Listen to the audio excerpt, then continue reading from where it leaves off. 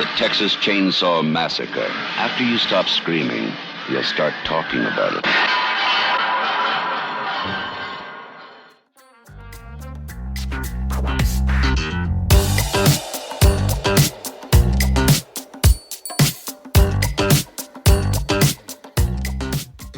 Welcome to the Real Buffs podcast. I'm your host, Charlie.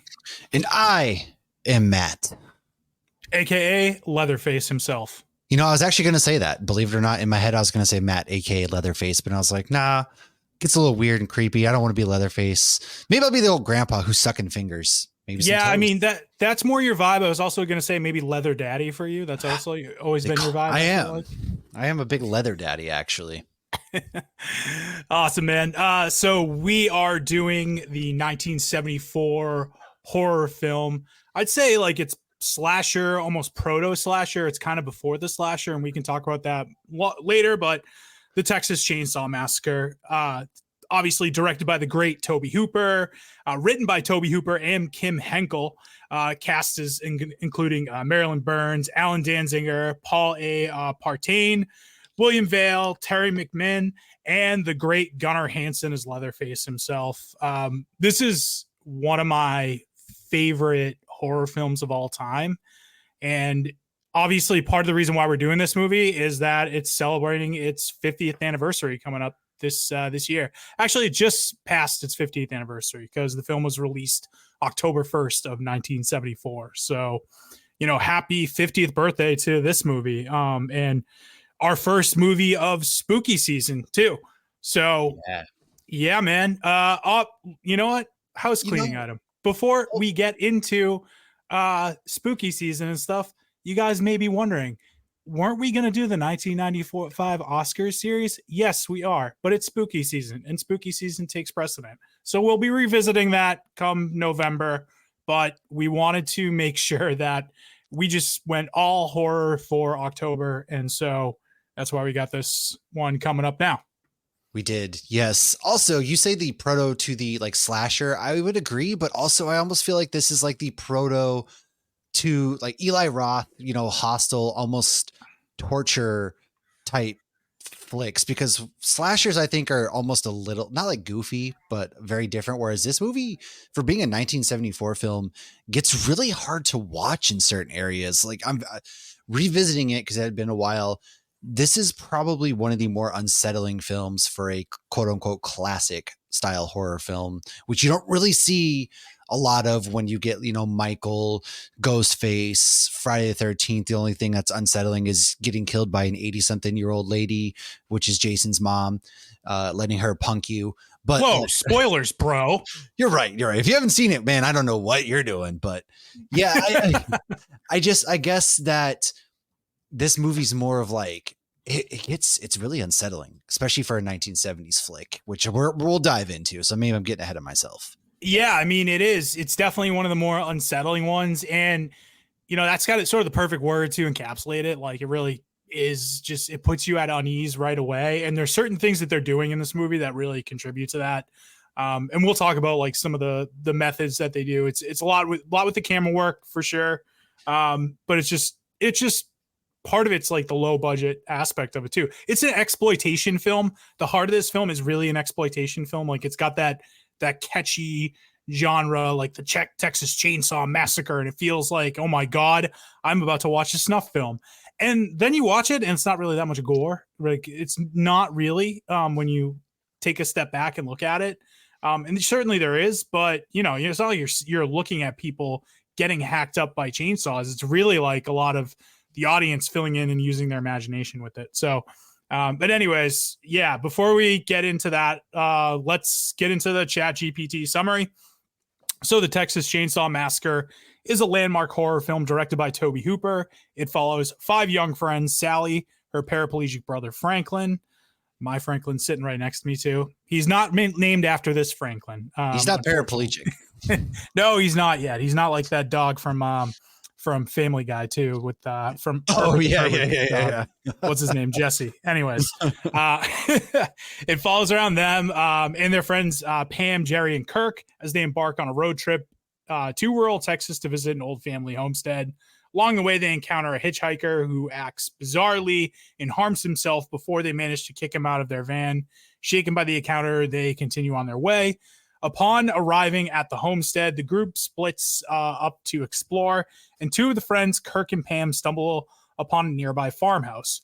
What they find inside is terrifying. The house is occupied by a family of deranged, cannibalistic killers, most notably a hulking figure known as Leatherface, who wields a chainsaw and wears a mask made of human skin. One by one, the group falls victim to the family in increasingly horrific ways. Sally eventually becomes the sole survivor, and she is subjected to a terrifying ordeal as the family captures her and brings her to their home for a macabre dinner. In one of the most infamous scenes in the film, Sally is forced to witness the grotesque behavior of the family, including an attempt by their elderly near-dead patriarch to kill her with a hammer. She narrowly escapes and, in the final act of desperation, flees into the morning light.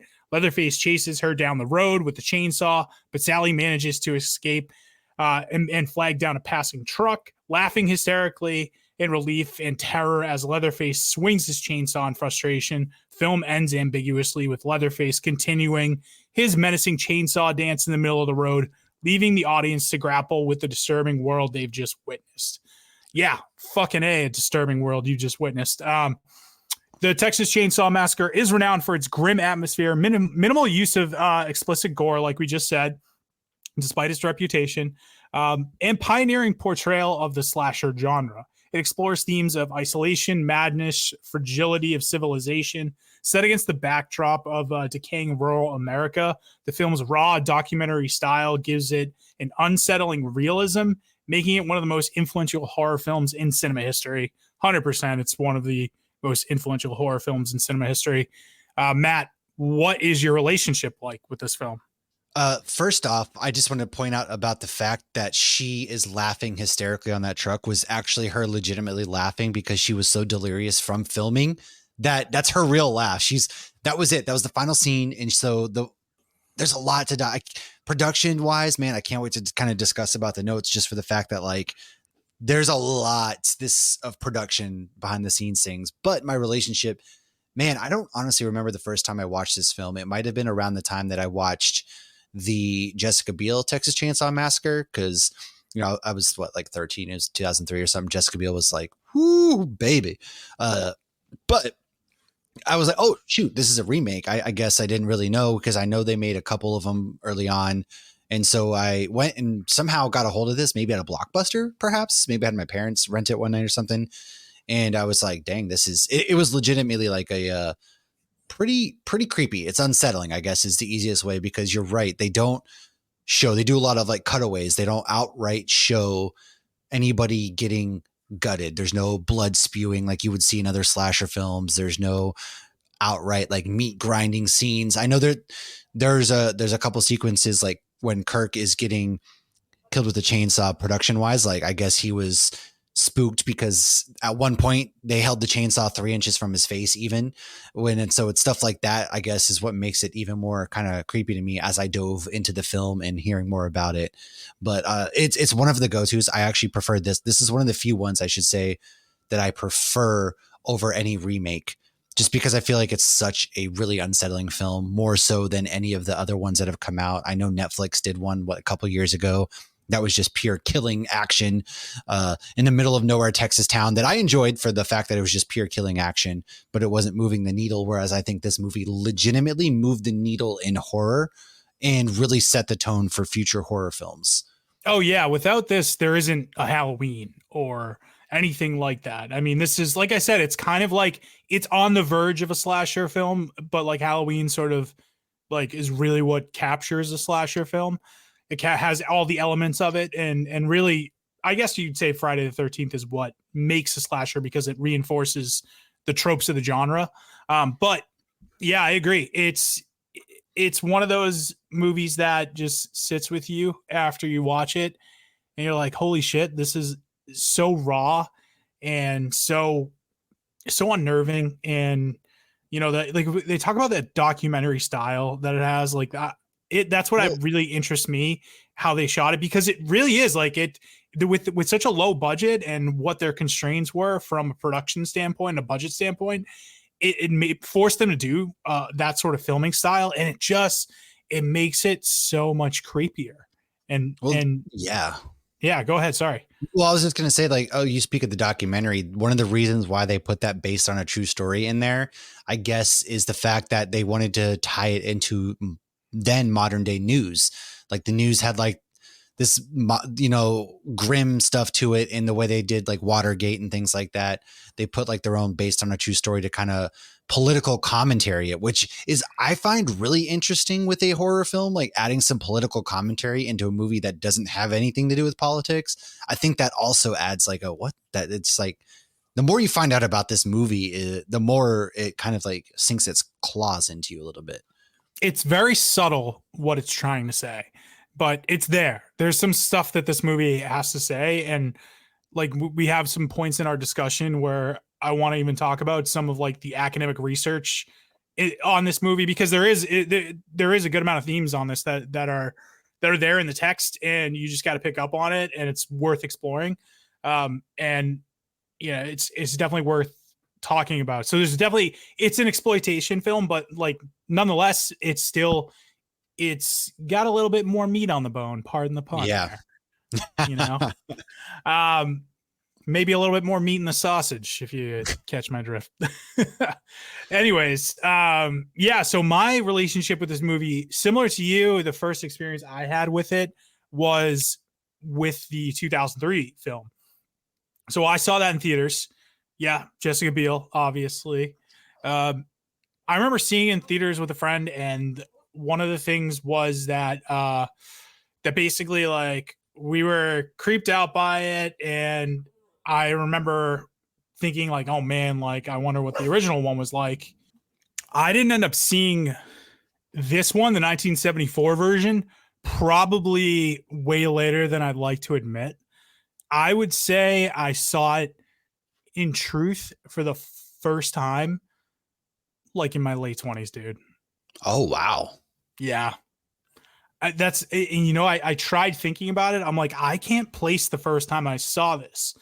So I thought about when I really got into it, which was sort of in my late 20s during undergrad, during my independent cinema class. And like this wasn't one that we talked about in class, but it was one that I wanted to talk about because it is an independent movie and I'm a horror fan, and Halloween has been done to death, or I've done Halloween to death. So I was like, let's just do something different. And my teacher recommended this one. So I was like, all right, cool. I took a look at it and actually, wrote a big dossier about this film anyway. So yeah, that was it for me. And it's sort of been like a love affair with it ever since, because it's so raw. It's so unnerving. It makes it feel real. And I love it. Like it's become one of my favorite horror films, even despite like, I'm telling you this right now. Is it a perfect film? Absolutely not.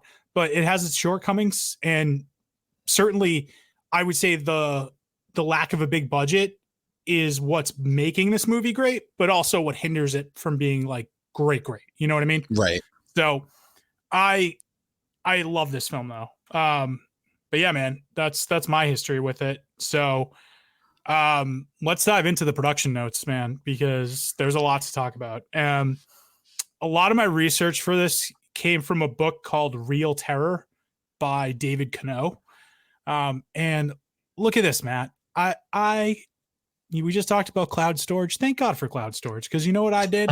I went back and I have my undergrad papers that I did on this, and I already had my research, and I'm like, oh, I just got to go back in here and look some of this stuff up.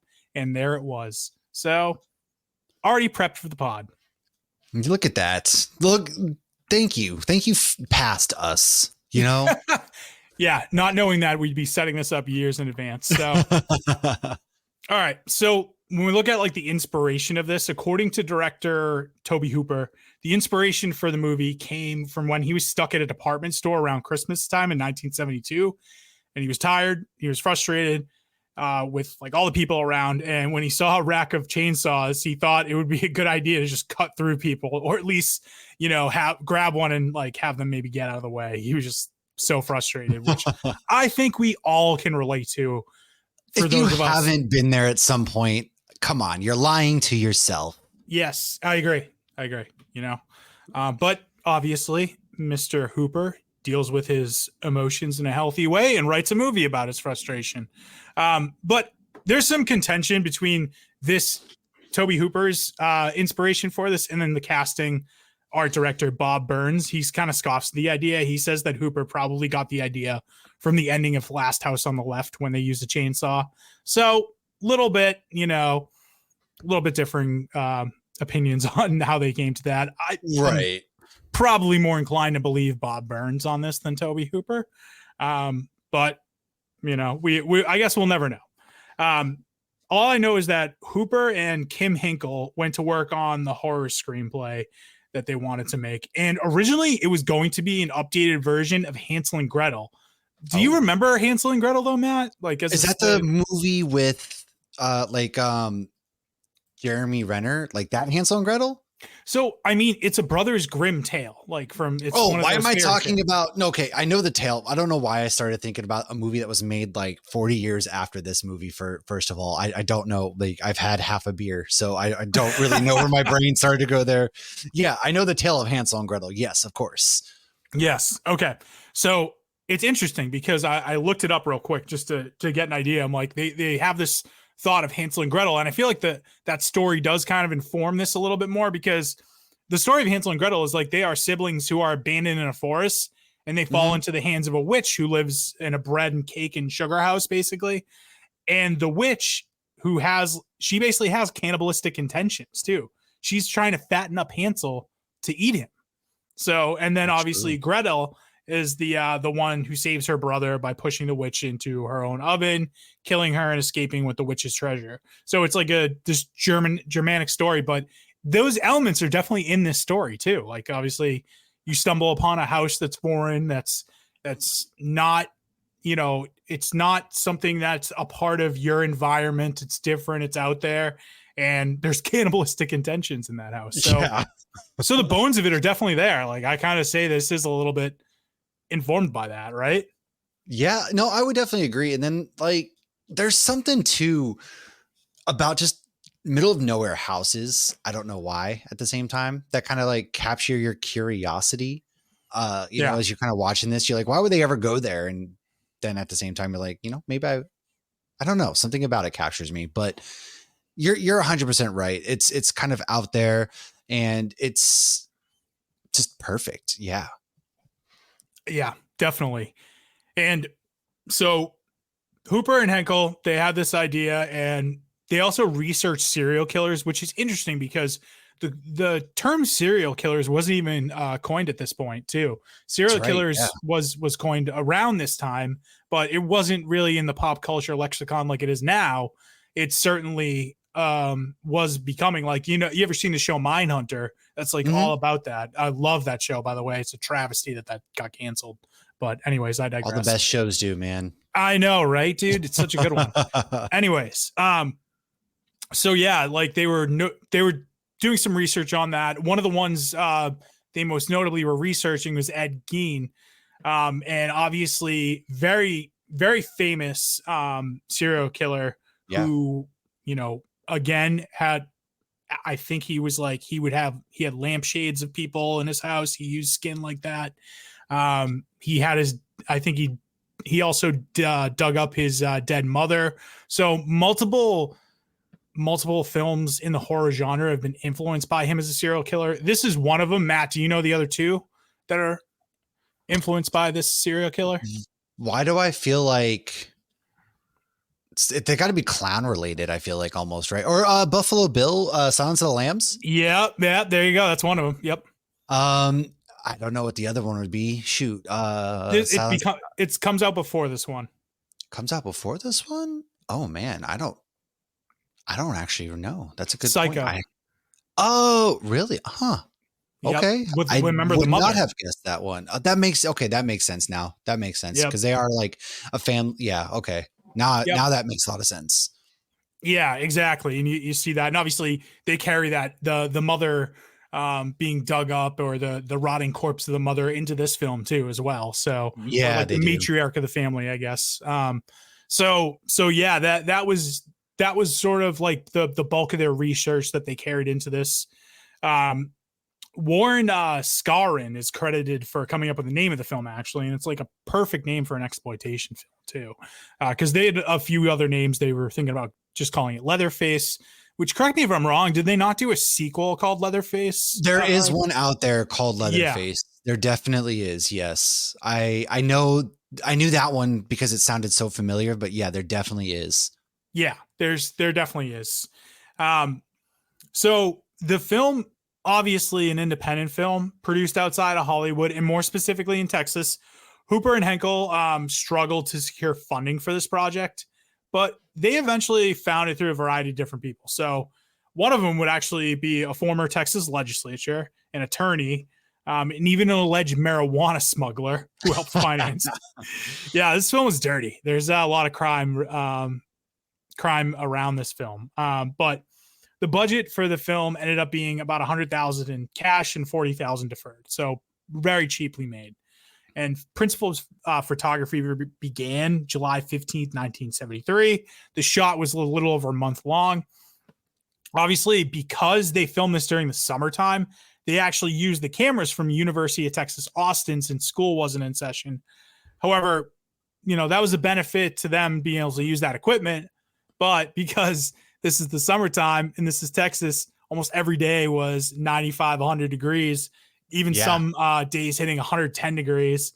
So there's stories of actors putting cold beer cans on themselves to cool them off, especially during like the van scene and everything. You got to think in that cramped van with a few people. Dude, it's got to be hot as shit. Yeah, well, like every day was like 110 degrees. They were filming for 30 days. And like the actor for Leatherface was in that mask for 30 days straight.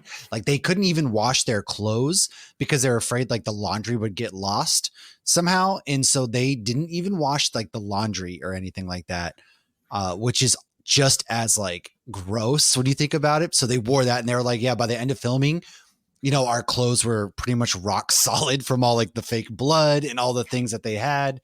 And it's just so like, it might have been the longest month of these people's lives. Oh yeah.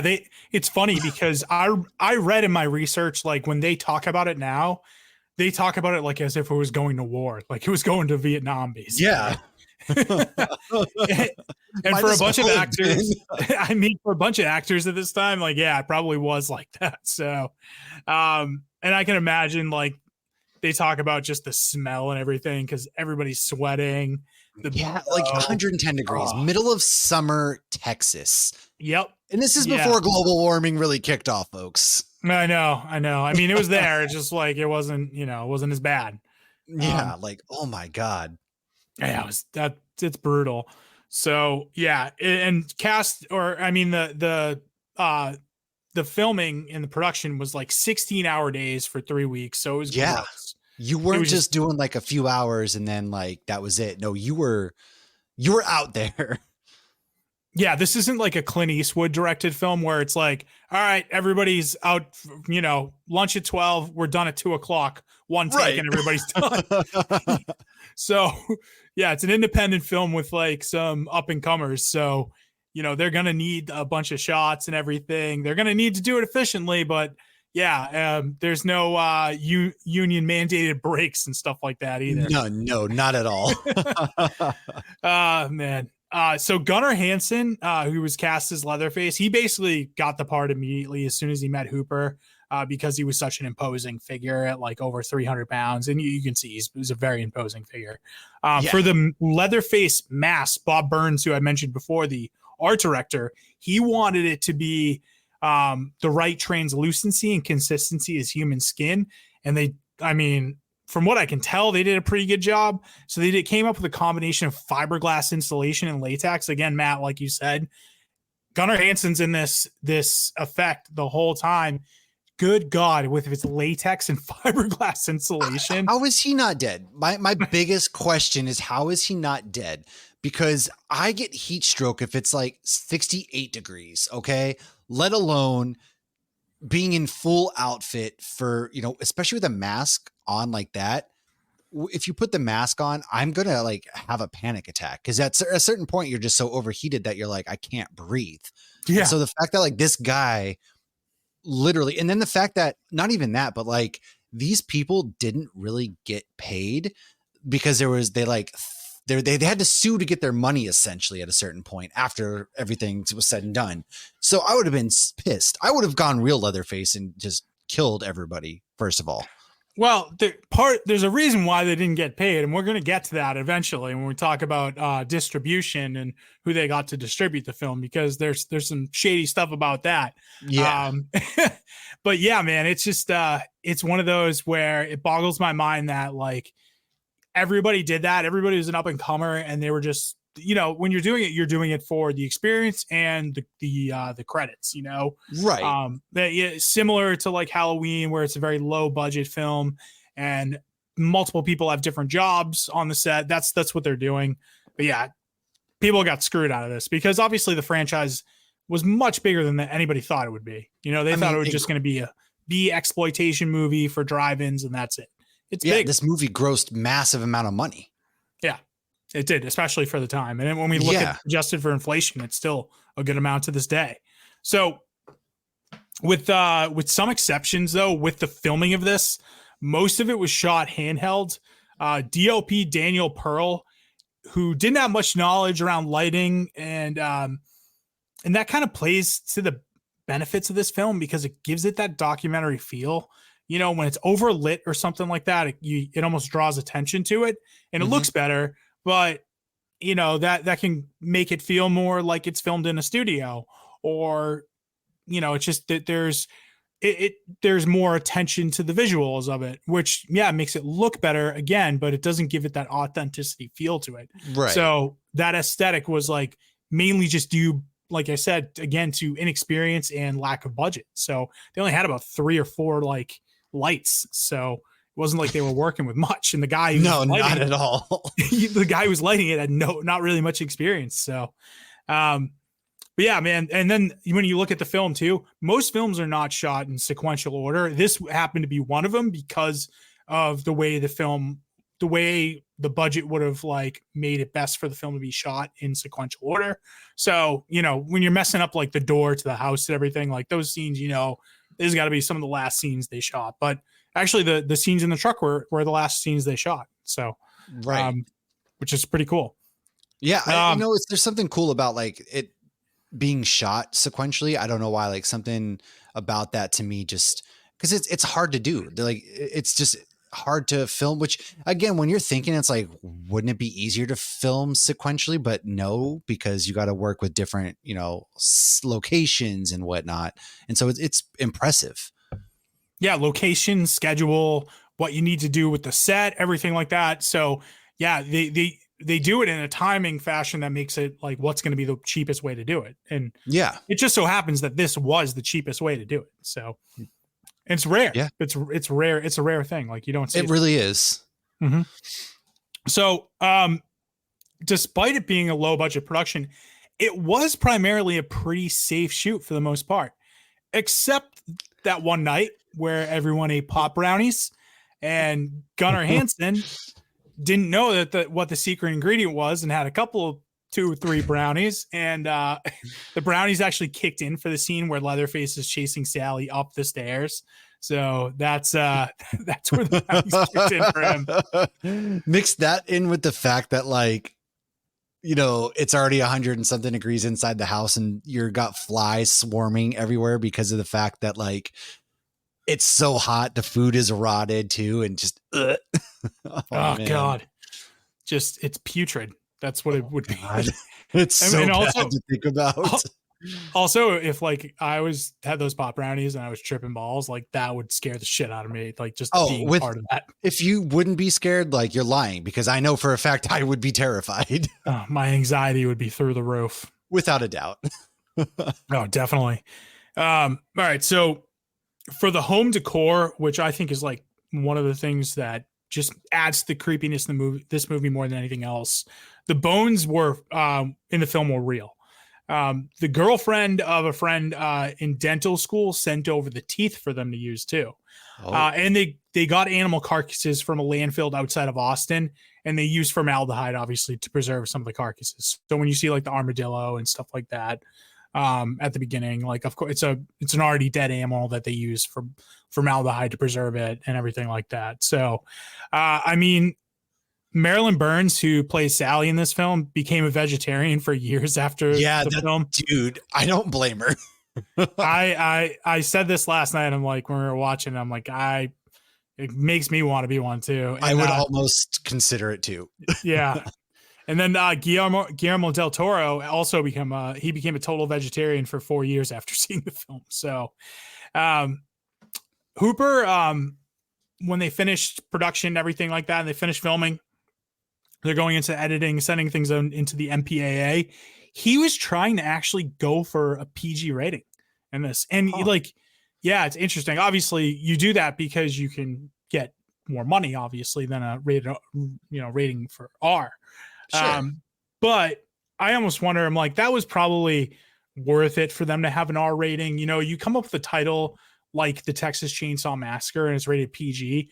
I'd feel fucking robbed. I'm like, then this is bullshit. Imagine taking your kids to that and, hey, this is a good PG film, man. It can't be that. Why does it say massacre in it? I don't know. Let's go see it still. And then you get there and you're like, oh God, get Timothy out of this now. What have we done? Exactly. Yeah. But also like, I would just not believe it. I'd be like, oh, it's just rated PG. How massacre could it be? But that's not very massacre-y. Yeah, right. So one of the things he kept doing to the MPAA, he kept calling them and asking them like what he could do to get a PG rating while hanging somebody up with a meat hook. So it's just like, dude, you ain't gonna get it. I don't know about all that, bud. Hey, so just off of curiosity, what's gonna get us banned if we put somebody on a meat hook? And they're probably just like, wait, you're serious? Look, we're not gonna show penetration of the hook. We're just we're gonna have them implied. There's just hanging around, okay? There's some light cannibalism in there too. I mean, nothing crazy. We're not going to show them chopping up the bodies. We're just going to imply it. Exactly. It's about the implication. I'm so glad you were going for the It's Always Sunny, because that's what I was going for too.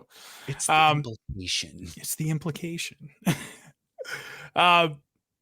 So the worst part of the shoot by far was the dinner table scene. Oh, yeah. Which was shot in 26 grueling hours. Obviously, that's according to the people who survived it and filmed it. The reason why they did this straight in 26 hours is because the guy who played grandpa character, the actor was much younger, so they used makeup instead of casting somebody who was older. And he went through all that, and it took a long time, and they were just like, he's like, I'm not doing this again. We're doing this in one session. So they did that, but they also, because of this, had to film it during the day sessions too. So they're filming indoors with all the lights, the makeup, everything like that. I'll be honest with you. I didn't realize that was makeup on him. I just automatically kind of assumed that it was like a mask because of how it looked. Yes, it definitely feels like it could be a mask. I mean, it does. Like the makeup isn't bad. Don't get me wrong, but it definitely looks like a mask. Just like it kind of has that rubbery mask texture look to it. Yep, it does. It does. It's not like, it's not the best makeup, but then again, it's got a budget of 100,000, so I'm not expecting it to be. Definitely not like our first film that had great makeup effects and great aging makeup effects in The Exorcist when we talked about that. Yeah. Good point. They did had some good ones. Anyways, so between that, the BO, the rotting chicken bones, and the heat, it smelled something awful during that shoot, and it's obviously 100 degrees inside. But the film was released, like I mentioned before, October 1st, 1974 in Austin. It ended up being a surprise hit, and especially in as an exploitation film. So two studios were interested, or two distributors were interested in it. None of the big studios. There was AIP and Bryanston were interested in the film. Bryanston, the company, was owned by brothers Joseph and Louis, aka Butchie. Pereno, who allegedly were connected to the Colombo crime family. See, So, I did not know that. That is very interesting to me. very interesting. And so another excerpt I had from the book that I found all this info in. So this is something interesting. Billy Kelly, a special agent for the FBI who went after gangsters working in porno, recalled that when he taught police recruits, he'd ask them how many had seen the Texas Chain Saw Massacre. After 75% of the classroom raised their hands, he'd say, "Congratulations, you sent $2.5 million of your money to the Colombo family in Fort Lauderdale." Damn. Yeah. I mean, okay, but they didn't come. Okay. I guess it could be worse. Yeah. I mean, well, when we talk about why people didn't get paid, that's why people didn't get paid, because the mob was getting paid. That's a good point. Yeah, the mob. I mean, you got to pay the mob first, man. Okay, yeah, like the mob's getting their money first. All right. When they own the company, they're getting their money. That's for sure. Absolutely. So yeah, Bryanston was the one who distributed the film, and they actually, believe it or not, Matt, they came up with the idea of having the film have that based on a true story thing to it. So it was more of a marketing aspect too, but I think they tied both of those in together where it has sort of that feel to it, and almost making a political statement, like you said before. Well, I mean, that's how you're going to get an audience. I mean, even look at now, Terrifier 3 is coming out. Everybody kind of knows about it at this point from the first two Terrifiers. And apparently there's reports of people leaving the theater so disgusted and throwing up. But really what it is they had people come to the theater and say hey, come see a screening of some like holiday film or something like that, because it's it takes place around Christmas. They didn't tell them exactly what movie it is that they're going to see. So when they got there, to their surprise, boom, it's Terrifier 3, and people aren't into that style of movie. It's a very gruesome, especially this one. Trigger warning that apparently they kill a child in this film, and so people got there. This isn't the movie that they were expecting to come and see. So they left. And as they're leaving, there's people there with like iPhone cameras and stuff, like shoving it in their face, trying to get reactions out of them, and made people uncomfortable. And so now there you go. There's your marketing ploy. People are leaving this movie X, Y, and Z for this reason. And it's, that's all people are going to see is the headline. They're not going to look any further than the headline. So when you see based on our true story, like I was talking to Lauren this morning, I was like, oh, I'm watching this movie. She's like, I've never seen this, because it's based on a true story. I can't watch that movie. And I was like, see, they got you right here. You're the reason, because it's actually not a true story at all. They marketed like that smartly to get people like her to watch it or not watch it. You know what I'm saying? Or people in seats nonetheless. Well, I was just to say, I think the idea was to get people to watch it, not watch it. Well, so. I mean, like, that's like in some cases it turned people not to watch it, but in a lot of cases people are like, "Oh, this is a true story. I have to watch it," because you have this morbid curiosity. I mean, I know I do. I can't help it.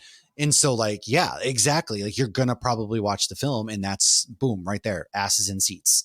And you think like this obviously influenced something like that came later, like the Blair Witch Project, and found footage horror has become its own genre in and of itself. And it's just, this definitely, I mean, I think that genre owes a lot to this film and some other films like that, notably the other one's Cannibal Holocaust, which, that film is sort of shunned for different reasons. But yeah, it's one of those where it owes a lot, that subgenre owes a lot to this film because of like the marketing plays. I remember like a film like Blair Witch, like that was a big part of the marketing. Everybody's saying, yeah, it's real. These people actually went to the woods and they're dead. Yeah. Like, you felt like it was it's like, am I watching a snuff film right now? Like what's going on? Exactly. Yeah. So, I mean, it's really cool when you come up with like some sort of marketing ploy like that to make it that much better. So, hey, Bryanston Pictures, Colombo family owning that, whatever. Hey, it's a good job in the marketing of it as far as that goes. Facts. But whatever. For the box office, the film would go on to make over $20 million during its initial run. So pretty good returns there. Matt, do you have an idea of what that would be if we adjust that for inflation today? 1974. Gosh, I don't know. Let's say like 326 million. Yeah, that's a little too much. Oh, really? Wow. Yeah. Okay. 226 million. You're about 100 million off. Only 100 and something million? Only 126. Yes. I say only, right? Like only. No, but I guess for some reason to me it would have been a lot more. But no, that's interesting. Okay, Hey, still pretty damn good for a returns like that. 1974, film like this, yeah, I would say. Yeah, I would agree. So they did well. I think it ended up making like 38 million on its like, it's after rentals and stuff like that too. So obviously with a film like that, it has like a small distribution company like Bryanston Pictures. Like it's Right. probably not going to capture as much as it possibly could. Probably could have gone for more if it wasn't for something like that. So yeah. Also, a little bit of a different format that we're doing this week, Matt. Let's get into some of the discussion points I want to have on this movie. Instead of doing the questions, we're going to do the questions still. Let's get into some discussion points. The gritty feel of it. How did you like that overall? Personally, I like it because you're going. It's a grimy film, right? You're supposed to feel kind of grimy, just like they are. It all kind of takes place in a day, and it's the 70s. They're all cooped up in this van. It's hot. And then they're running through the dirt. They're running. They're sweaty. There's blood. There's probably bugs. I mean, you're kind of supposed to feel it. It puts you in the mindset that they're kind of in, and kind of gives you that more spooky feeling in a way. Yeah, it does. It's gritty, and it's like it has almost this. They've talked about it before. This documentary style of filmmaking, and so like I've heard this term before too, and it's like a style in filmmaking. It's mostly for documentary filmmaking. It's called cinema verite, and it's obviously it's a French term, and it translates to truth cinema or truthful cinema. So it's like this documentary style it was developed by this guy named Edgar Morin and Jean Rauch. And so basically it combines this improvisation with the use of the camera to unveil truth or highlight subjects hidden behind reality too. And so when you look at some of like the styles that they do, like how when they're showing different things, throughout the movie, they have these like zoom ins on the characters that are very slow and deliberate. And they feel like they're from a documentary film, or they're doing the same thing. Like, remember when I think it was Pam's character who, when she goes in after her boyfriend is captured by Leatherface, she goes to the house and she trips and falls into the living room and then you're finding all that stuff. You get like her perspective a lot of the time. Yep. And it's just like, it's these close-up reveals that feel just very documentary style to them. And that's where it is, like where it gets its gritty style from, is that verite. It's almost giving this truthfulness to it because the camera is sort of just there to capture what's there and not really there. You feel like you're looking on something real and almost private. Exactly. And it's just, it's most times, like we get a static camera and, a good filmmaker isn't going to call attention to it, but we know that everything is carefully placed. Actors are carefully placed.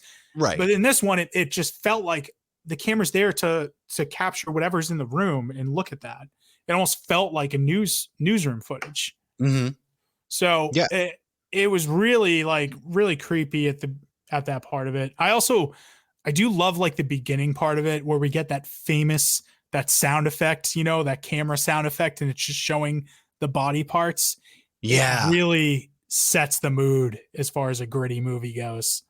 It does, because it looks like you're looking at real police footage that they released, that, however you make that camera noise, and then the narrator in 1974, and then the narrator has that deep, serious tone to their voice too, with the Star Wars like crawl opening, Yeah. It's totally what influenced George Lucas. I was going to say, George, did you take some inspirations from a movie you just failed to mention? He's like, this is fucking awesome. How do I make this into a part of my movies? I got it. Well, I mean, it all comes full circle because the term serial killers is coined, or part of it is actually derives from serial adventure films. So filmmaking always had this influence in serials, you know. You're So, right. And and he then was obviously also, Star Wars is influenced by serials. So, well, I also got to say, I think the holiday special was actually influenced by some horror films. which ones in particular are we talking about? Gosh, I don't know. Think of anything with creepy, hairy people running around. I don't know. I think Texas Chainsaw Massacre could be a good one with those terrifying masks. Yeah, could We've be. seen Chewbacca's family. Terrifying. Oh man. I think the gritty, like verite style though is just it's really what elevates the movie, and it does. I will say it does hinder the movie at points, but like it wouldn't feel as creepy if it wasn't there. So even despite some of the limited hindrances it has, it's just so crucial to, and it's something that I feel like horror movies today are missing Yeah. severely. Like, I don't get me wrong. I think that big budgeted and studio horror films can be great. I mean, look at like The Conjuring, obviously, like really good. But there's horror is at its best when it is made to feel real, and that's where my opinion is like that's where this style of filmmaking does best. Absolutely agree. Just for I think what they do best when they're set up to feel real due to the fact that it adds a layer of unsettling to it. And that's what you come to see horror movies generally for. Like when you're seeing a horror movie, I want it to feel somewhat unsettling and creepy. And so when you add that layer to it, I'm going to walk out of that theater. It's going to stick with you a lot longer than, for example, I'm going to be honest with you. I watched The Strangers Chapter 1 today. And now I'm comparing this because the very first Strangers that ever came out, that film was unsettling due to the lack of music. And there was something unsettling about these people just messing around. But for some reason, the newest one that just came out just didn't do it for me. I didn't leave feeling like I did with that first one, where you walk out of the theater thinking about it. And that's what this movie kind of does versus, I don't leave the theater deeply unsettled thinking about, Freddy Krueger, for example, because he's a sillier character almost. At least in like the later ones for sure. And oh yeah, we'll table our Freddy Krueger discussion for our next episode. Bitch. Scary Terry. Love it.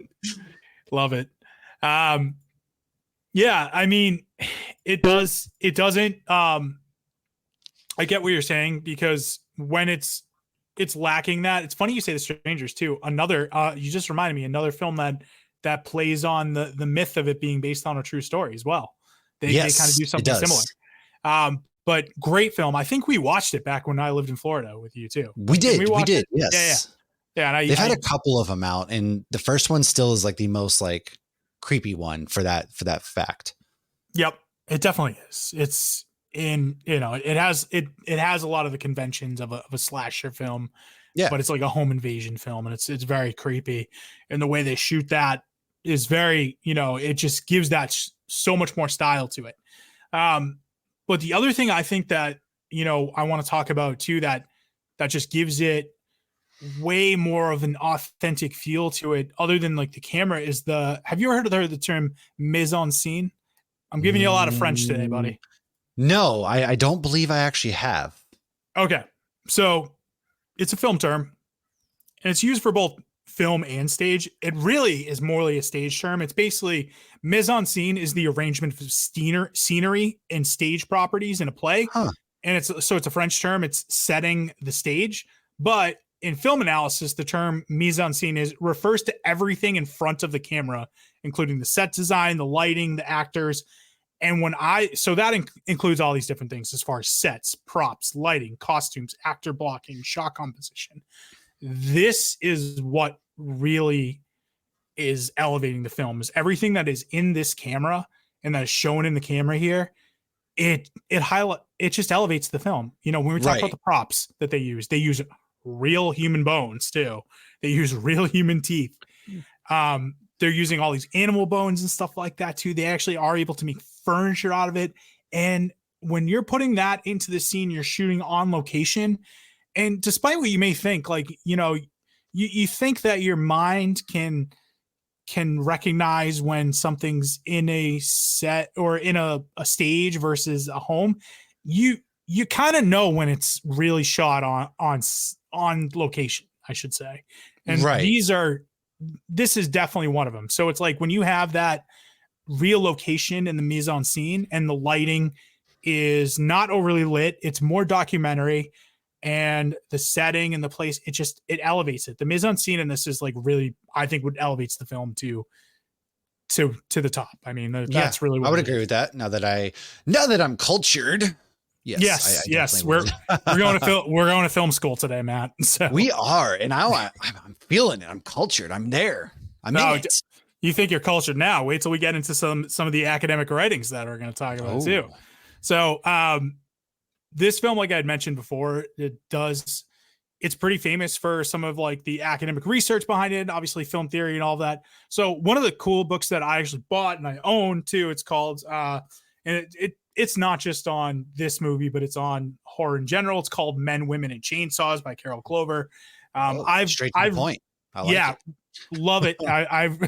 I've revisited it a few times, but you think of some of like the things that this film is trying to say. So one of them is like the idea of the displaced slaughterhouse workers. So, we don't know that what the name of the family is in this film, but if we were to look at the I guess like the franchise, they end up being called the Sawyer family. So for sake, so we're on the same page, the Sawyer family, they talk about it. They're all displaced slaughterhouse workers. They used to kill the cattle. They have the expertise in killing cattle, but their jobs are taken away from, obviously, they took our jobs. They took our jobs. They're machines that took their jobs, obviously, that killed the cattle now, as opposed to using a sledgehammer before. And they talk about it with Grandpa. Oh, he was the best. Like, he used to do it all the time. And then obviously Leatherface, that's part of what he does too. Yeah. And the hitchhiker as well. Same thing. So they all do that stuff. And it's making a conscious choice to say like, hey, the displacement of the worker, because of automation and machinery. And this is sort of what they do is they take their skills and their expertise and hone it in on people and feed off people. And it's obviously it's making a political statement about that, or somewhat of a statement about that too. Yeah, definitely. I would agree. So yeah, like, I don't know. What do you think about that? Like the displaced, like, obviously almost like an unskilled labor worker, like that's displaced from a job because of automation and everything like that. It's definitely trying to say something about that. Oh, it definitely is. And it can drive people to some, dark place, especially in a place like rural Texas. I mean, you're even seeing it in modern day, right? Like the usage of AI and things. But when you go to these more rural areas, it can really bring out the savage. I mean, look at how close we are to societal collapse as it is, when people who are just dumb think that because there's ports closing, they have to go hoard toilet paper that's even made in America, right? I mean, it could lead people to do some really stupid shit. And so when you look at displaced workers who are in the slaughterhouse, like it could, who are already maybe on the edge of, just cognitivity. Yeah. I mean, that's a really good take on it. Yeah. And what they're doing, it's interesting. What they're doing is like, their barbecue that they're selling. Remember, it's on like a road stand, so it's for travelers passing by too. It's not like they're selling it to locals or anything like that. It's for people who are passing by. So they're selling it back to like sort of the passerbys of society. So like the youth. Nobody of thinks twice about them. That neglect them. Yeah, exactly. And they're almost feeding they're feeding basically those people back to themselves, because they're obviously taking those people and killing them and putting them into their meat. And then feeding Yeah. it back to them. It's fucked up when you start to think about it like I that. mean, yeah. Yeah, man. It's really fucking, it is. I mean, God, it's so creepy too. It adds another like creepy, like, what the hell? Yeah, totally. And yeah, so like when they talk about it in this film, or I mean this book, I find it one of the more interesting things that it was talking about. So and another thing is that like this film, or I mean this book also looks a lot at looks a lot of the tropes of serial killers or that come about in the slasher films, the killers themselves. So there's always sort of this like psychosexual fury that propels Yeah. them to be killers too. It's not as much in this one, I would say. There are points though. I mean, when you do look at somebody like Leatherface, though, it's like there's sort of this there's sort of this like disintegration of the nuclear family going on there. Like you look at the family, there's no real matriarch. She's dead. There's like bones. But Leatherface later on in the film, especially in the dinner scene, he's donning this female mask, and he has like this female grandma mask and stuff like that, and is like doing sort of these high pitched noises. You know, Leatherface. Yeah, he's like squealing almost. You know. Yeah, and it's really unsettling. But I'd say so. Like, there's sort of this, you know, this thing with the nuclear family going on there. There's just some like weird thing with the mother that's like it's there. It doesn't. It's there on the surface, Not but it in doesn't. your face. Yeah, it doesn't go into it as much. Maybe as like a Psycho, where it's like Norman Bates is dressing up as his mother. Like there's something weird there, or even Halloween that dives in a little bit more into the sexual part of it with his sister. So there's something, but I like that it's right there. And then there's also that key moment in the dinner scene where Sally gives like that implication that I'll do anything, and obviously it has some. It's implied sexually, right? Like I'm not the only one. When she's like, I'll right? do anything. Like, yeah, I mean, it definitely is. I would say for sure. But they just laugh at her. So like she's completely misread what the situation is. Like, no, there's nothing you could do to get out of it. There's some other psychosexual thing going on with these people that is not explainable. Like, and they're here to fucking eat people. So, yeah.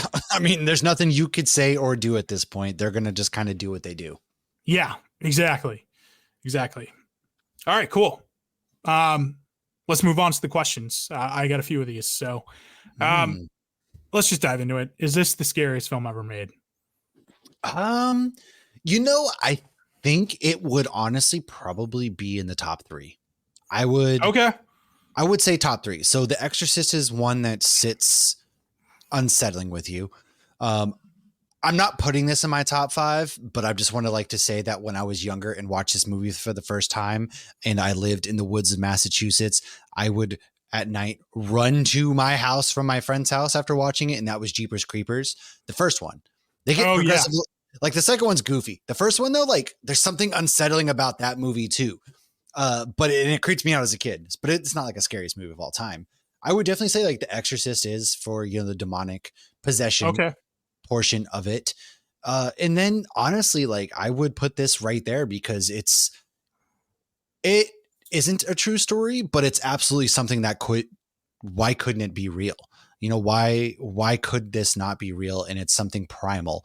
I think it hits on a primal part of our fears, I think is why.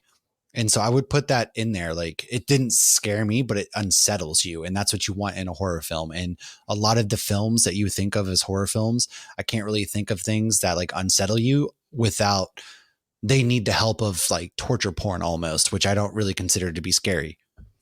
No, neither do I. And like the torture porn aspect of it, it's just, yeah, it's, you know, again, sometimes like a film like this, where it's the Texas Chain Saw Massacre, less is more.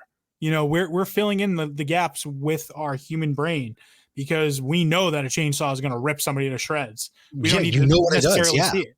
You know, the only time we actually see it in the film is like when Leatherface drops the chainsaw after getting hit with the wrench and cuts his leg. Cuts his own leg. Yeah, which is very interesting, right? That, I mean, we even get the shot of poor Frederick. You know, I don't think we really talked about him enough, which we're going to have to in a second. because you hated on him, but I feel bad for him. But anyways, he gets it bluntly, right? He's poor dude's in a wheelchair. You mean Franklin? Franklin. Sorry, I said Frederick. You're right. Franklin. Poor Franklin. He gets it bluntly, man. Dude ain't running away. Everybody else has the chance to run away. Franklin ain't wheeling through no woods, prairie, nothing. He gets it straight into the chest, and you don't see it. You kind of can think and imagine what it is. Kirk, when the chainsaw, and after they put, up on the meat hook, he's laying there. We kind of can fill in there, but the chainsaw and how it cuts his leg, and you get that scream. Yeah, that's really the first and only really kind of scene where you see something get gashed by the murder weapon. That's it. That's the only other time you see maybe a hammer hit hit Kirk or something like that. So that's it. Did you touch on the fact that when they're making the dad suck Sally's finger, that was legitimately her blood? No, I didn't talk about So that. here's something too unsettling. So this adds to the unsettling. Like they were filming because there was supposed to be a tube that shoots blood out. The tube was messed up. So after a while, for some reason, they're like, just act, something happened to where he actually cut her finger, and that was her real blood that he sucked on. And Sally was so deranged from filming at this point. And, the actor who's the grandpa didn't know it was actually her blood either for the longest time. Neither one knew that she was actually cut and that was her real blood. So when they're sitting there sucking the blood out of her finger for so long, they legitimately got the shot of that, her being cut. That's real. And then him sucking her blood. That's her actual blood. Jesus. That just adds another layer of creepiness. Exactly. So there was actual cannibalism going on in the movie. Legitimately, legit. That was all real. And the actors themselves didn't know, but Hooper did. Right. Fucked up. And they it's so funny when you think about the line, doesn't he say he references Dracula at some point during the film? Mm-hmm. I think so. Yeah, he does. I think it's Franklin who references Dracula during the film. I know. He got it so bad. The dude was in a wheelchair. He was screwed from the start. All right. The guy never had a chance. He didn't have a chance, but he could have been less annoying. I'll say that. So also, yes. I don't know how many raspberries in one film I can take, All right. So when you're talking about your scariest films, you've got Texas Chainsaw. You've also got The Exorcist. And then you said Jeepers Creepers or no, yeah. that wasn't one of them. But, I don't really know because none of the other big ones really frightened me, I guess. Okay. None of them really, I guess first time viewing Blair Witch could be up there before, I'm thinking back to when I first watched these films. Now, obviously, none of them really scare me, but I'm just thinking about as a younger viewer when I first watched these films, what the impact was they had on me. So obviously Exorcist and this movie belong there. Maybe Blair Witch before I found out none of it is real. I could put that in there, but zombie movies aren't scary.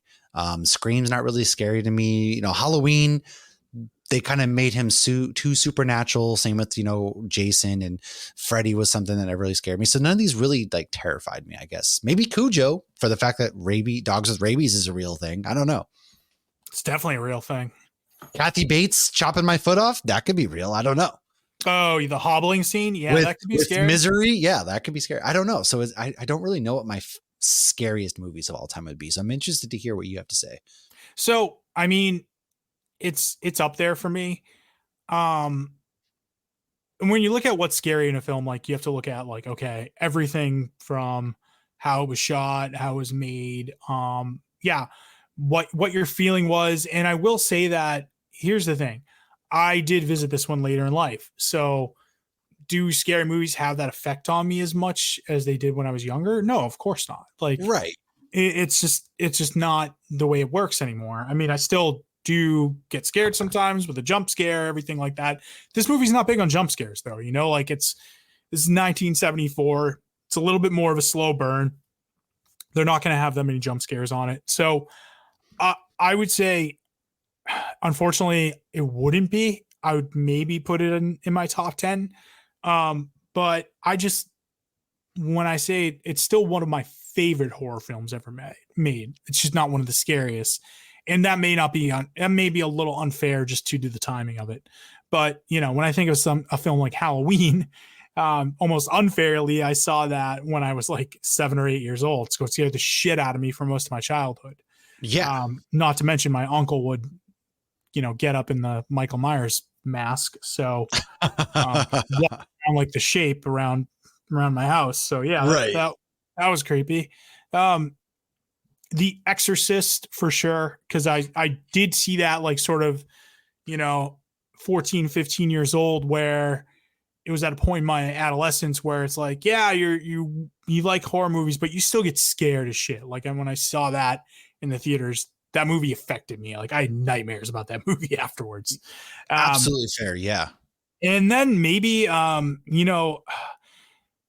want to say the movie that scared me most as an adult, and this is sort of like in my 20s, was actually The Conjuring. Really? Okay. It's this dude scared the shit out of me. And it was really one of those ones where it's like I watched it. We were in Florida at the time that we were living in the dorms, and I watched it by myself because I hadn't seen it yet. It was just one of those days where it's like, oh, I'll give it a shot. And I was like, holy shit, this is a scary movie. And it's probably like the last time a movie ever really scared me. I've had movies unsettle me since then, this included, but like I was like, holy shit, that's scary. And you know what?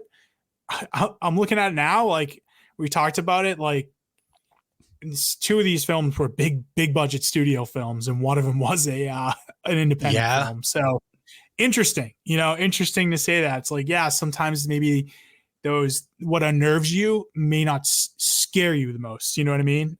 Yeah, it's so hard to pick, right? It's like when somebody asks you what's your favorite movie of all time, because there's so many different genres, and I even feel like there's so many different subgenres when it comes to horror movies, that it's really hard to pick like what's the scary, because they all have different things that make them great. Like you were just talking about, like the way they impact you in various ways, unsettling or jump scares or whatnot. So it's always, I feel like that is one of the hardest questions you could ever ask somebody, is favorite movies, scariest movies, funniest movies, etc.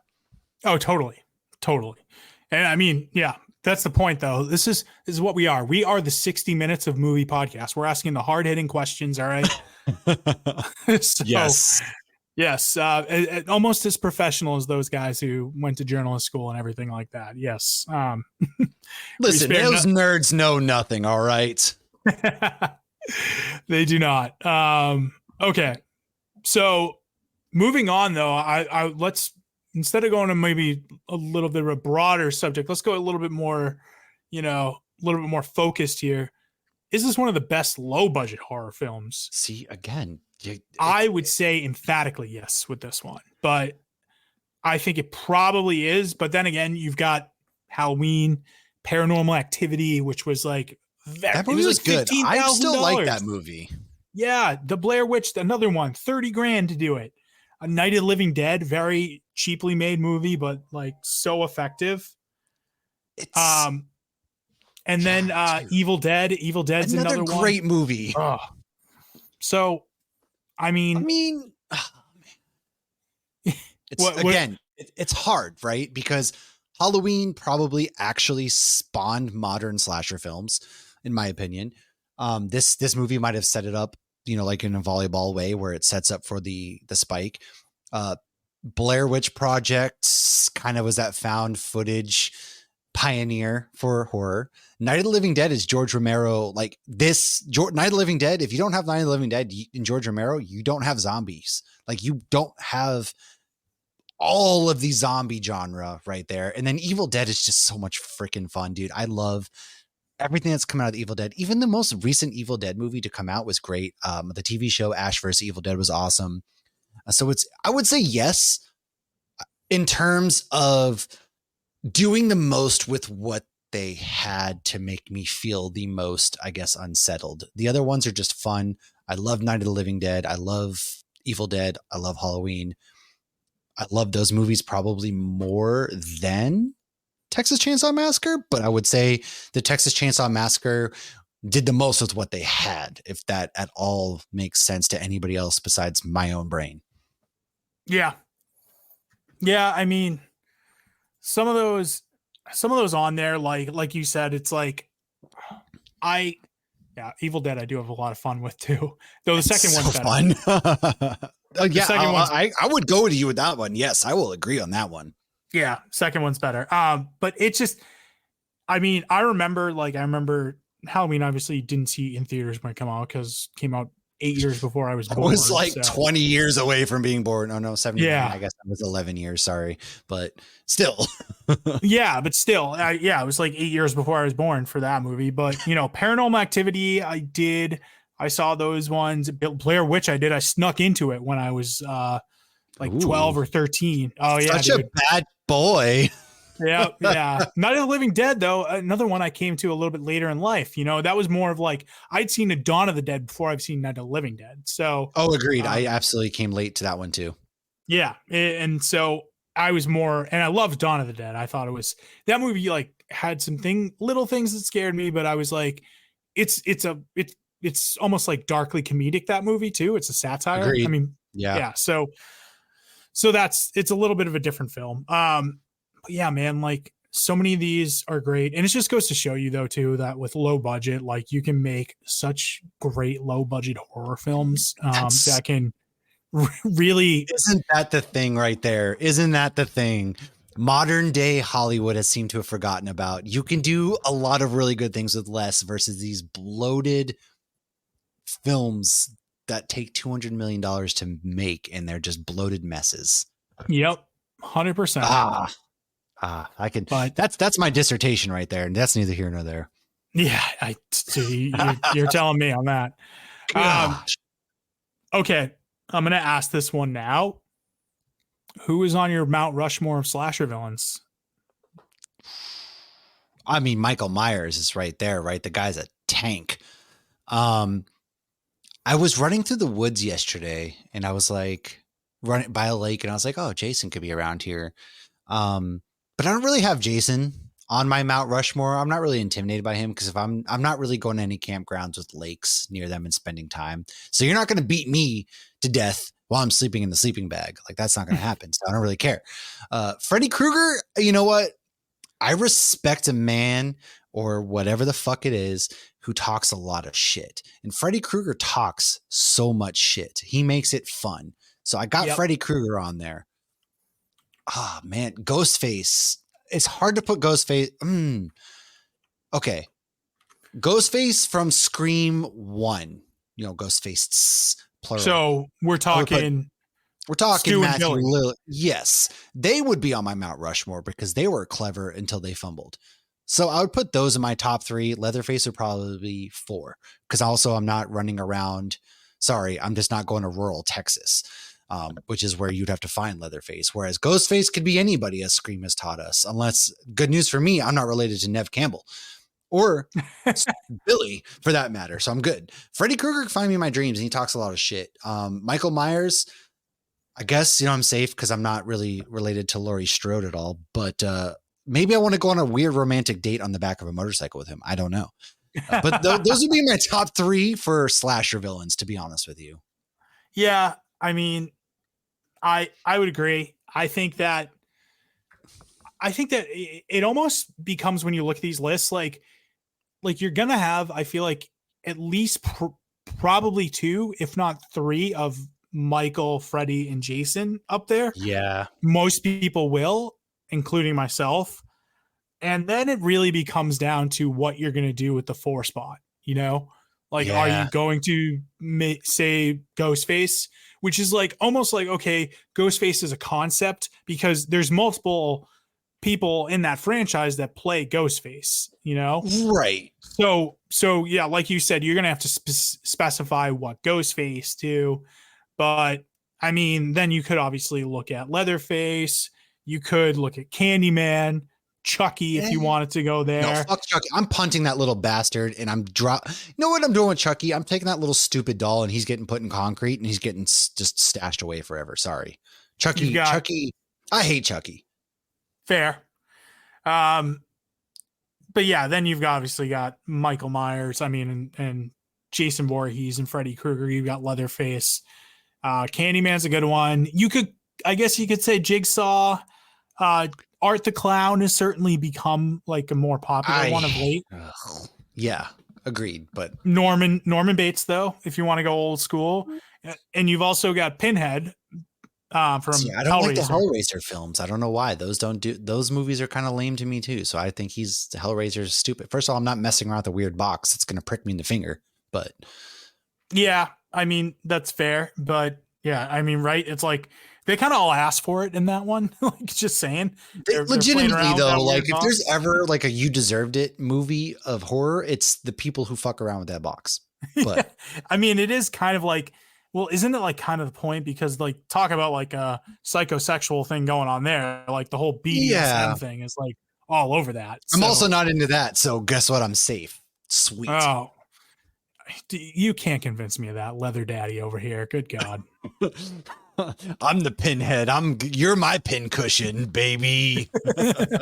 Well, now you sound like a Freddy Krueger line right there. So, bitch. Oh, bitch. Come here, bitch.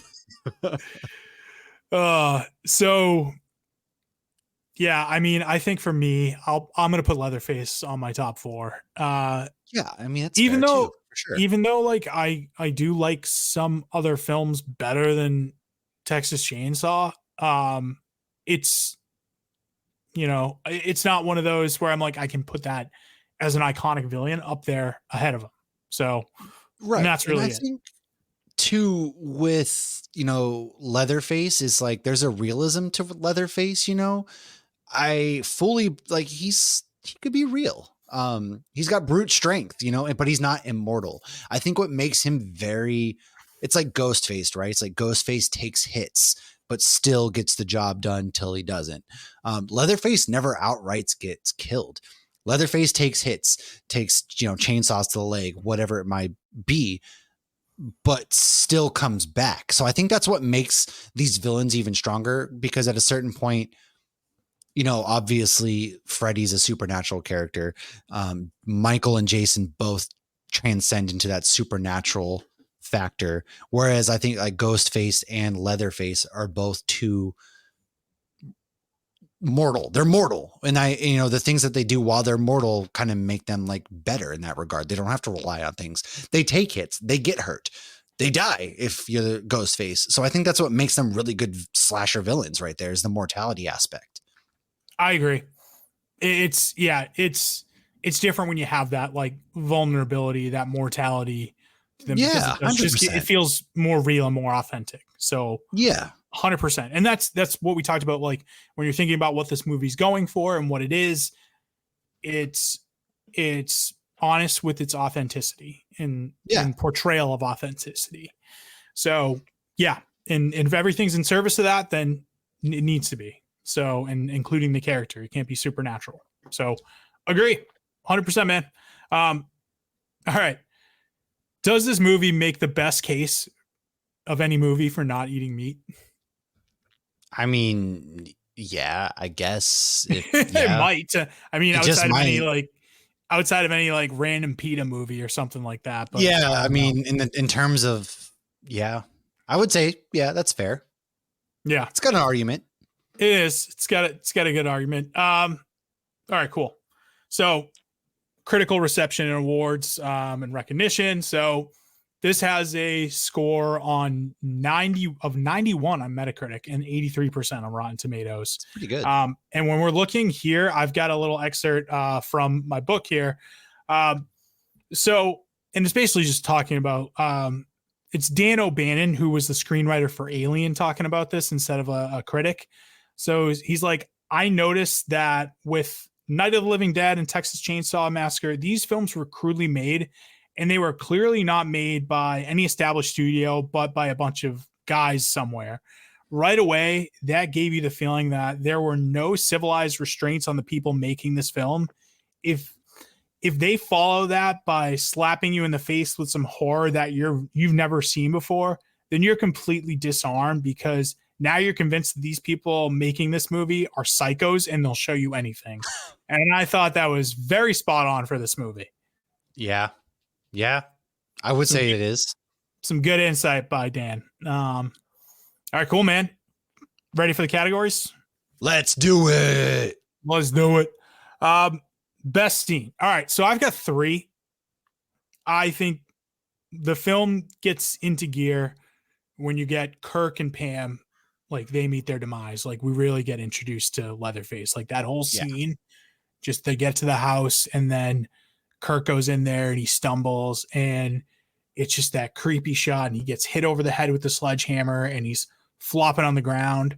You know what I love about that too? They sort of foreshadow it when they're talking about the killing of the cattle earlier and they say like, oh, Yep. sometimes you have to hit him multiple times. Yeah, like that's exactly what happens. So yeah, I think that one's so it's perfect. It's so creepy too. And Yeah. there's just Oh, yeah, it food is. around it. Next one I got is the scene where Franklin gets killed into the Sally chase scene. So the only bone I have to pick with this scene is like, it's Franklin. the only bone I got to pick with this scene is that it's and again this is like one of the film's strengths but also one of its weaknesses is the lack of lighting makes it a little too dark as far as like a night scene goes. I was thinking that too. It's a little too hard to follow. I do wish that's the one scene I do wish they showed a little bit more. Like you don't have to go like all sorts of crazy with it, but you could have shown like maybe bits and pieces or like a little bit of blood coming out because he's straight getting chainsawed to the chest and stomach and stuff, man. You probably could have showed, you probably have all that rotting food if you didn't shoot sequentially. Like you could have just thrown ripped up meat elsewhere, you know? Yeah, no, right. There could have been something they could have done. I just feel like. Yeah, there could have been a little bit more. And I think even more just to like maybe not too much lighting, but a little bit more so that hey, we could actually see what was going on. There gotta be something. Because it was like the last death really of the movie too. If you kind of think about it, nobody else kind of dies after that point. Yeah. So being the last death. No, it's not the last death. Remember, the hitchhiker gets run over by the truck too. So. Oh, yeah. I did forget that. You're right. I did forget. That was a funny scene. You're right. But I mean, as far as the friend group goes, like now it's got some impact because now Sally is by herself. Right. It really truly leaves her in this isolated feeling. So I feel like they could have done a little bit more with that. Yeah, they could have. Okay, and then the last scene that I have for best scene is the dinner scene. Obviously, that's the best scene to me. Like it's no competition. It's the dinner scene because there's something unsettling. I mean, it's an unsettling sequence of events, right? And then they're holding her, and they keep giving the grandpa the hammer to try to hit her in the head. He only gets really one shot in, right? She gets away, and that's kind of like at that point you're like, wow, this is really messed up. Like really messed up. The whole family dynamic and they're mocking her. They're mocking her terror. And like Leatherface gets really creepy. He like comes up kind of close to her, like almost like looks into her like this. It's so unsettling what he's doing. Yeah. And then like I love like sort of the real close-up shots of her eyeball and stuff like that. It's like something that you think like, well, why is this here? But it really just fucking creeps me out. So it's primal. It's a very primal scene too. Like there's not a lot else going on other than like, it's just primal to it in the whole sequence where like it starts with the sucking of the finger, like we've already talked about, which is really disgusting. The hitchhiker's holding her head over a bucket to bash her brains in. The grandpa's there. They're all like laughing. They've got their fucked up looking teeth. They're all like, you know what I'm saying? Like it's a primal sequence. It's a house full of men holding this poor girl against her will. And it's like very unsettling. And then it just adds to it when you learn about the producing of that scene. But even taking that part away from it, to me, that is the scene that whole sequence of events sticks with me more than anybody else in this movie. Yep. Same here. That was always the creepiest scene for me. Okay. Quotable line. I've got only one, and it's not even really a quotable line, but it's the narration at the beginning. The film which you are about to see is an account of the tragedy which befell a group of 5 youths, in particular, Sally Hardesty and her invalid brother, Franklin. It is all the more tragic in that they were young. But had they lived very, very long lives, they could not have expected, nor would they have wished to see as much of the mad and macabre as they were to see that day. For them, an idyllic summer afternoon drive became a nightmare. The events of that day were to lead to the discovery of one of the most bizarre crimes in the annals of American history, the Texas Chain Saw Massacre. There's no real lines that stick out with me other than the opening Star Wars crawl. Yep, that's it. That's really it. Literally. I think anything else. We just said for best scene, but for memeable moment too. Dinner table scene again is definitely the most memeable moment too. The whole like getting kicked out of the van and he's like, when he gets kicked out of the van. I feel like that one would be pretty great. He's just like wacky, wild, inflatable arms and sticking his tongue out and all that kind of stuff. Like that could be one too. Or maybe that when they're talking about astrology and Saturn being in retrograde, what they were saying. Yeah, I mean. Anyways, for what aged the best, I've got like 4 things. One which I just mentioned, astrology. Guess what? They chicks were into it these days. No, chicks were into it in 1974, and they were into it now. It is aged beautifully. People still love their astrology. You know what astrology loves is it gets older and the chicks stay the same age.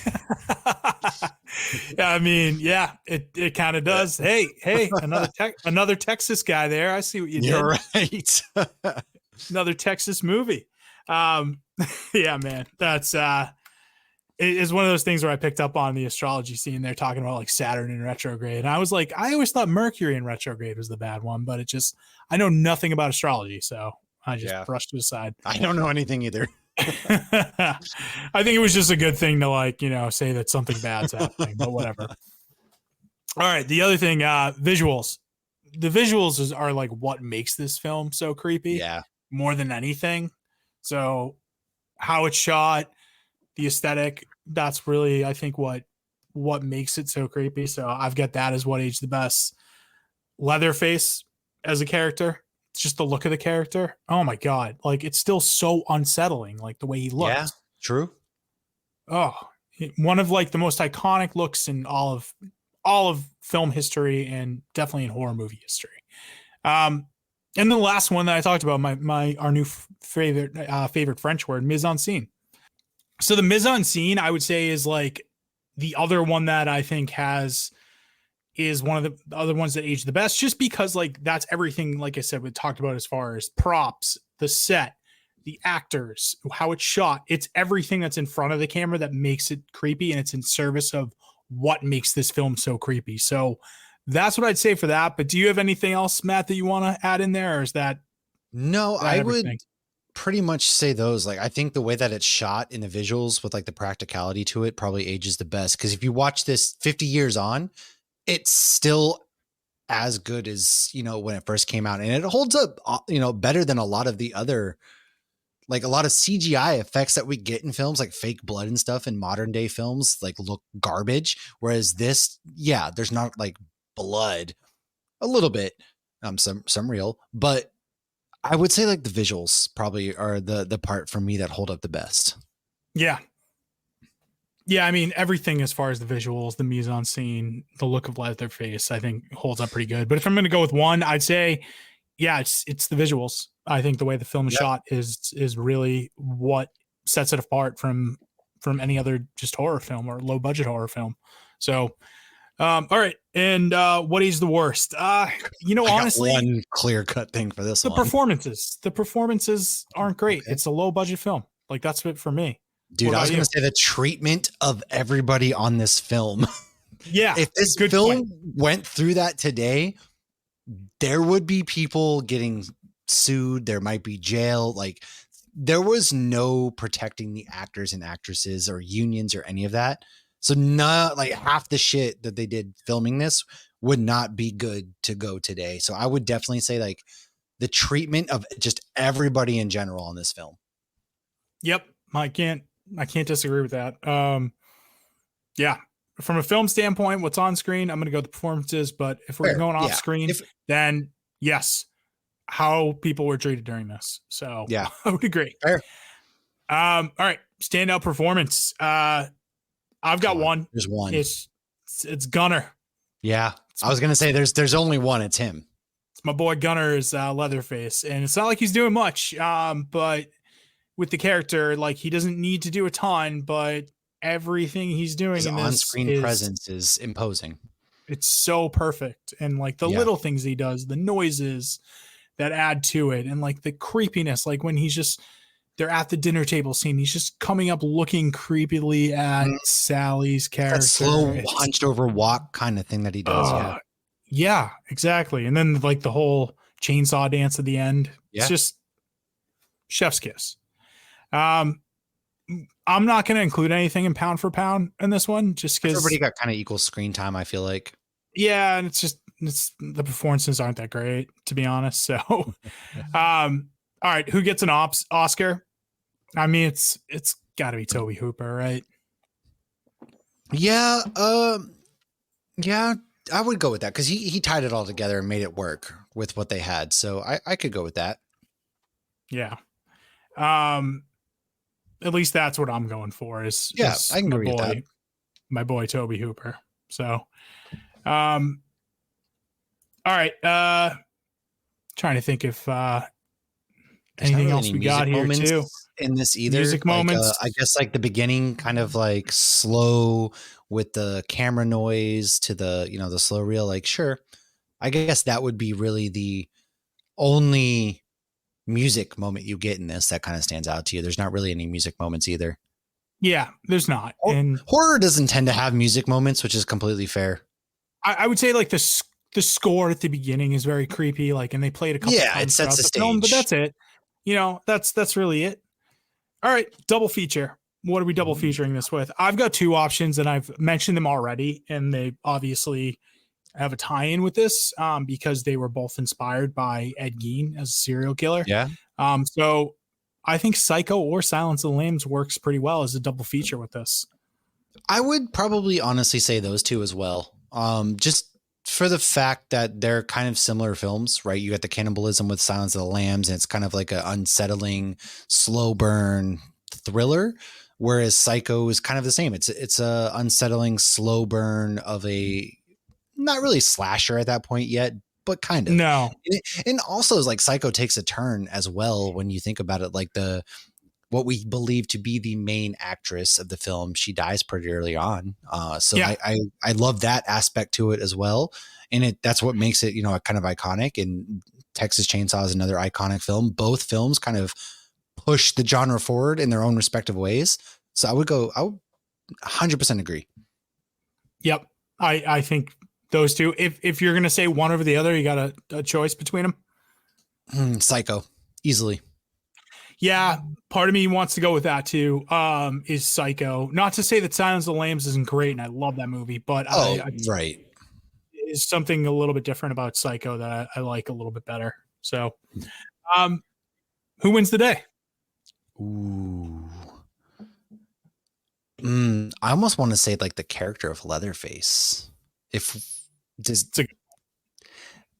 almost want to say the character of Leatherface for how iconic he's become. I mean, if you go to like any sort of haunted house, like if you grew up in Massachusetts like we did, you got Witches Woods, right? I'm going to use this as an example because there was a hayride and any real honest to God, actually, if you go to any haunted house, haunted woods, haunted corn maze, you're probably going to experience somebody with a chainsaw that has similar vibes to Leatherface.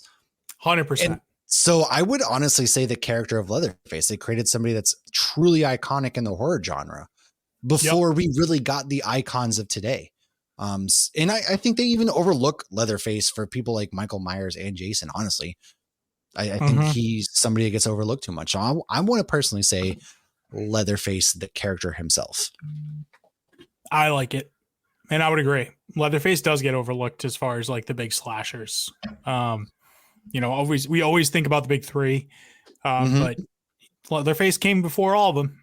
So sometimes it's not bad to come first. Yeah. I see what you did there, sir.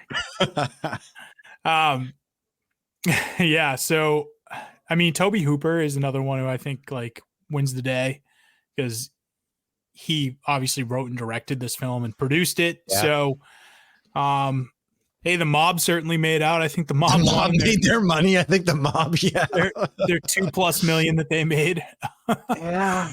Yeah, they made a good chunk of change. So I don't know. I'm gonna go with my director boy Toby Hooper and say he won the day with this because That's good. his second film out of the gate, kind of like John Carpenter, one of their second films out of the gate, and they make this amazing film that pushes the genre forward in ways that we didn't think about, and has had an impact on horror and cinema history throughout this day. Yeah, I would fully agree. Those are two very, very good ones. If you had to choose like realism, versus not that Leatherface isn't real, but still. No, he's based on somebody who's real. And certainly the marketing in the movie would have you think he's real. So yeah, also true. All right, Letterboxd score. You want to go first this time? You know what? I will. I'm going to go ahead. I'm going to say that I'm going to go 4 out of 5. Just for a couple of reasons. I think that they could have shown a little bit more in terms of the killing. I feel like they shied away for whatever reason. I feel like they could have gotten a little, I get the budget, all that kind of stuff. Sure. But I feel like that they could have found ways to kind of show us a little, especially when it comes to like the lighting scene of Franklin getting, murdered and stuff like that. So that kind of prevents it from being a full out 5 on 5 or 5 out of 5, I should say. And then there's just a couple minor things here and there, like the performances and things of like that nature that really keep it a full point from being 5 out of 5 for me. Yeah, I'm in a similar boat. So it's funny you say that though, because like I feel like, definitely the performances for me, I actually appreciate them not showing too much blood. So like, to me, that's a plus on it because again, it allows us to throw in our imagination, which can be much scarier sometimes. Right. Agreed. But still at the same time, I still want a little, give me a little bit more. Yeah. They're getting massacred. Give me that. So that's fair. I think for me, I also want to, like I said, I'll give it a 4 out of 5 as well.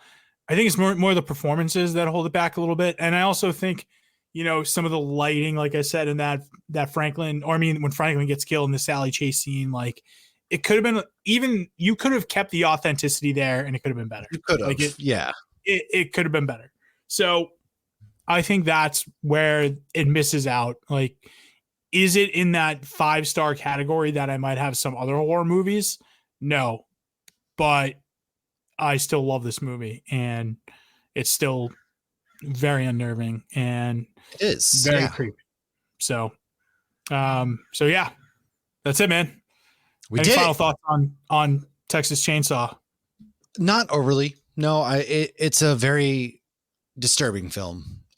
It's not the best film ever. It's disturbing, but it holds up today, which is very hard to do, especially for a 1970s horror film. I think it holds up better than like the sequential films that come with it.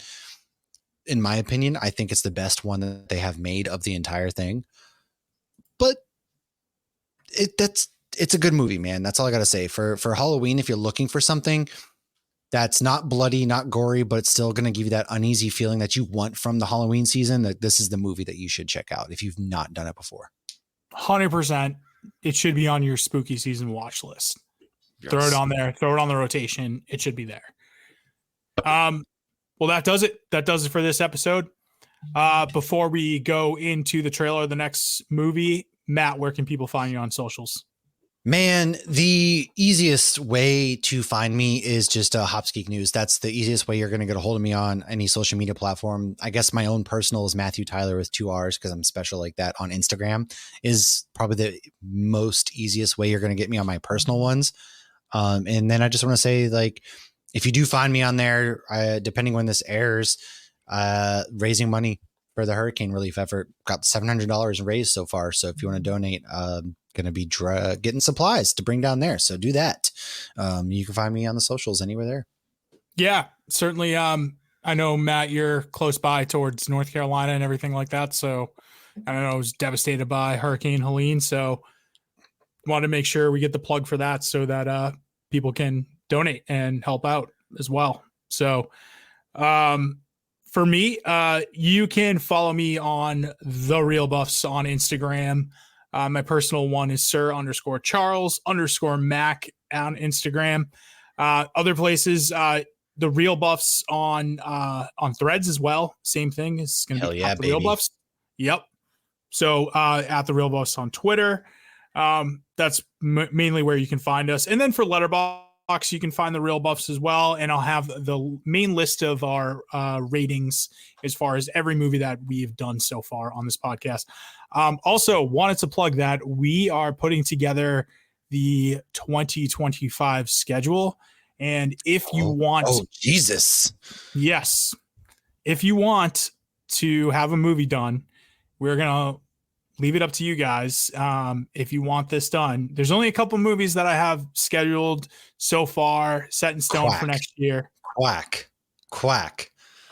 Yep. We already got our first commission. And we're going to be doing the Mighty Ducks. And actually we're going to be doing both D1 and D2. So I will say that, but any other movies that you want commissioned next year, reach out to me via any of the socials that I just mentioned, or you can reach out to the email that we have for the show, which is hosts@realbuffspod.com. And so that's another way you can reach out to me with the movie. It's only $50 to commission a movie. And also if you send me an email on why you want us to do that movie, I'll talk about it during the episode when we dive into why we're doing this film. So another way you can just choose to engage with us is actually help collaborate and do our schedule for next year. And I will say this, like, I'm pretty much open for anything, just as long as it's not on the docket. And I'll tell you this right now, there's one specific movie on the docket for next year that we're going to do in July. And it's because it's also celebrating its 50th anniversary. And yeah, we'll talk about it then. So that's it. But on behalf of The Real Buffs, I am your host, Charlie. I am Leather Daddy Matt. All right, Leather Daddy. And yeah, we've got a good movie coming up for the next episode and for spooky season. So for that, I will just say, hit the trailer. Get some good sleep, peeps. The kids of Elm Street don't know it yet, but something is coming to get them. There's something out there, isn't there?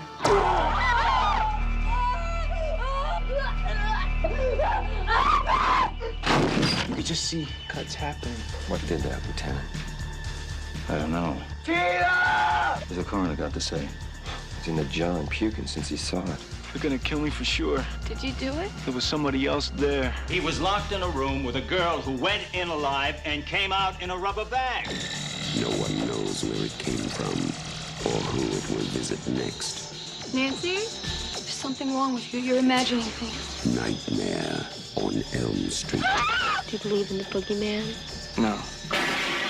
Whatever you do, don't fall asleep. No! She's the only one who can stop it. If she fails, I'm your boyfriend now, Nancy. no one will survive.